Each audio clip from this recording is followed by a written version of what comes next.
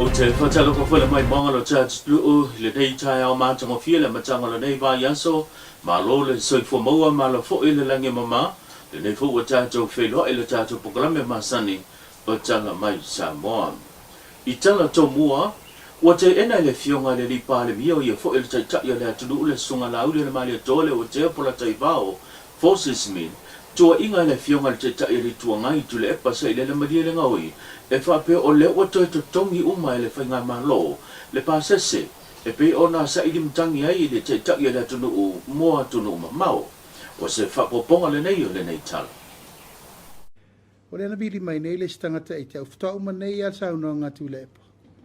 O le ua to tongi le kapeneta lo pili na aveia o whalma. E se se lea upu. E le ai se sene tasi le malo na aveia o mai le no aduai. Mai lei foi so wha moe moe e toi faisa reimbursement le malo. Au to si sila o toi whamatalanga ni e. E o tu wai ua umana pasi le kapeneta. Wa to tongi umal kapeneta le siko hikira kalaka lua se la waferengo o aduai. I lea le ino whai atu. E ese le maftia tūlanga lea. Danga o tala nei le aru tengi nei. Tala le whaavaea, tala le sao. Ese lo viva longo o tu wola e lu il tala lea. Po le alme mafua i pea o na ngangana il tui ngā tūlanga lea. O le tua i fuaina. E a matele e lola le fe ese. Wa le koe fe kaka e pepelo sori. Wa makwalu le whakua. Ia le kau whasa o sao ngila observai. E tasi ma le whakilo kalama le mamafa o le whala au whasaina le pauta le aisa. Le ana maua i lunga le wafu i se wa ala walo mai Amerika Samoa i le whai unga le vaiaso. Na whai loa se pepo whamatalanga mai le matanga luenga o tute le maua i le au whainga luenga o nisi o tūlanga o whala au whasaina wha asoli tūla whono le ana wha awala mai tu tonu o le atu no. E pe ona sila fia le tūlai mai o le kom sina o le matanga luenga leo leon se mwai atu nei le fionga aua pao longa Tina Filippo le lavana sao noa i le fionga aua pao o le whaitotoa mai o le tātua tunuu o whala au whasaina o leo loa ngai mai motu sai Amerika Samoa o i le na whamawina ai i le tūlanga e pe ona maua i le pauta whasaina le nei o le aisa le na whaulu whale mai ma maua lunga le wafu i le aso tō na i lua se fulma le lua le na se mawai atu nei Wai luma nei o le matanga duenga o leo na nei sori ngā tūla whono ma le nei wha moli e pe o na wina mai le pauta whasaina le isa moa la tō suenga. Mai o se teime le leo toi ma mau e pe on whai loi pe po whamtalanga le mautu wai o suenga le matanga duenga o leo o le ātu ina mai e se whamtalanga tu sao ai mai se le suawhai o lo o wha atu tu iai le nei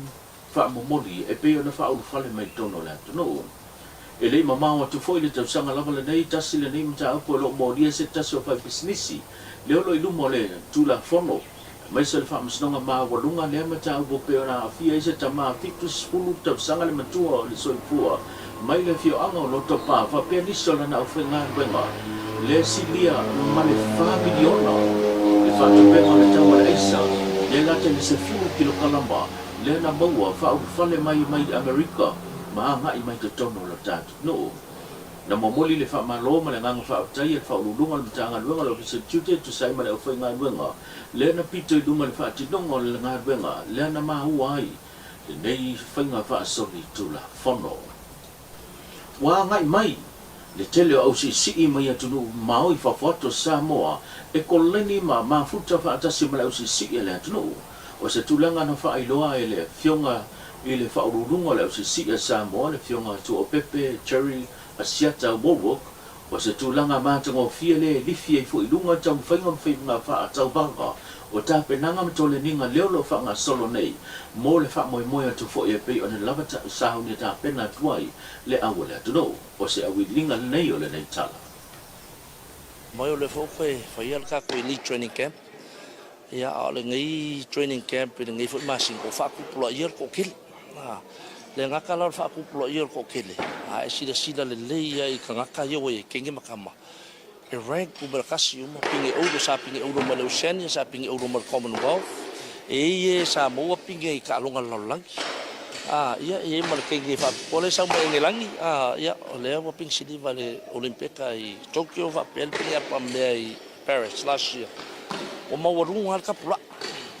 ele pe o ka ko camp sa fa mo mua so o se fa kele ia ma ko e mo fa ko ling fa kas o si ki e fo le kapula le we ma le level le ka ko ling e nga fo mo ka ko a fa ka va fa ngal ko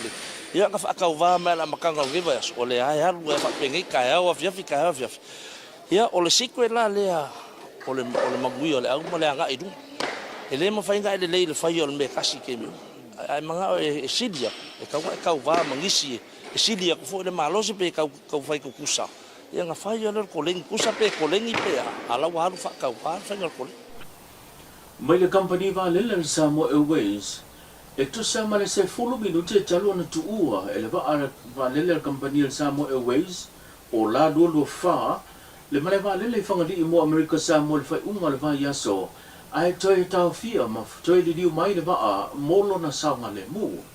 o fa ilo se pe po fam tilanga me company va le pol pulenga le Samoa Airways se taso fa fita uli na dia ai fa to asa fulu minuti talo na tuua le fa nga malanga mai le maleva lele fanga le anga ia tu mo America Samoa oni manu lele o lo pena ona maua se taso va ngo to tonga le va le na mafuai ona toe di diu mai le fanga malanga e se fulu ma le ono le fa el pasese no na fa dia le pepo fa mtelanga sai tu tono le va ai le taimi mo le fanga malanga fa mo America Samoa o se fa unga wa tala fe ngai e pe ona fa iloa le pepo fa mtelanga mo le puipuinga le sanga le mua soifua malo le pasese o le tasi le nei o fa pitau le lo pitusili o na afaina ma fitaia I manipulenga e mai ser company va lele o manu lele o lo va pe na o na afaina ai le tulanga fe malanga inga o no le tele o la au lo si o mi ai le no fonga le va lele fonga li le momoli le nganga le fa tai le fa malo I le matala ma le matalia I le ngata le kapteni ma le au va le fa malanga le na fo mo me Samoa e fa pe fo I le company anto ma le fa nga sanga lu e le taimi na ba be na tali atu yai ya o nanga mo pe so soani mo le fa tidonga nga wenga la ve ai ina ia mautu le sau fua saunga le mua I lanto sai dunga le va ai le taimi na fa o le si va o company la vale tasel sa mo we se fa nga malanga I muli ane mo America Samoa male tato tala muli e ui le fina mai o le tumalo po le tofia le tumalo sa fata numero lua ina ia fa matu watu le se fulu miliona o le tupi o le taugi o lato ngata I fale te na fatia I le va asu e le malo ni sila le lo ngoto I ngata I fale o le tumalo pete yane o le wa fa ilo le te tai o le tunu o ia fo o le pa le mia le sunga na ule le mani tole o te pola te vao Forces Smith o lo sila tu to ale malo ia ila tawe anga I le nei fa mianga o wai le ngata o sa fatalua au le fo wata no mai le fanga malo le lo tu le foe fa mo monga ma tu langa le tala mai le tu malo si umu le fo yo lo a fatia ila to I lo lato ngata I fale I le tu langa pe ona pa uli ai ma ngoto I le ba al malo ni sila I ngata yane o I tu malo o se a widilinga le nei o le nei tala Mana tua o mai whainga malo le nei wa whasoro na negotiation. E o mai wa lewa na alu tanoanga a New Zealand ma le tato whainga malo le nau matu nei. Mai ei tūlanga o le na tau mai ei wo o iel negotiation o le umo mua mai le 10 miliona. O tu atu le 10 miliona e tauna ta atia ai le meas le committee le lei te tauna i lo longa what is next. Is this is the end of our claim? E te lele li poti e tauna maua mai. O le li poti le nā tātou te ilo ai le mea ngā I ele taunu unga ma le a fianga o tātou mo le si fia tau sanga. Po le vaa e abe ese, po le vaa tu I o afa manianga e taunu wa vai po a foi tūlanga e tūla I ai le whaare lei o le tātou ngatai whale. Ia, o le maule na mātou to e whetuna I ai. E te tau o na taranope I lungo le wafa vau malo. Tu malo umane ia afia, e lalo o le vava inga le malo. E le te tauno mai sao sa fata si umu malatou o sao I New Zealand. O le tūlanga tala whea ngai ma le whea o le mtau. e tala no le malo Samoa ma le malo New Zealand. Ai le mawhaino mai New Zealand o sao ia sa fata ma si umu matun ma motu ia ma nuu ia afia. Ai sea, ele mawai se tonu sao. Awa te tauna i eitu langa le vao le malo. Ona manino lo le, ma maua le tala sao.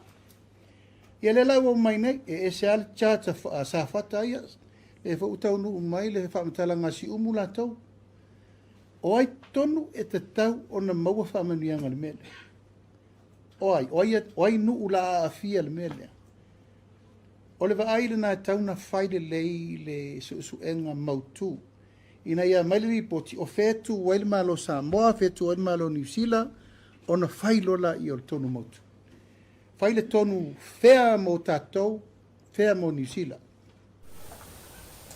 Wai whafonga le tau walunga o ngā ruenga le amtanga le nei wa yaso tātou wheloa i le aso a tai au, so i fua mai manuia.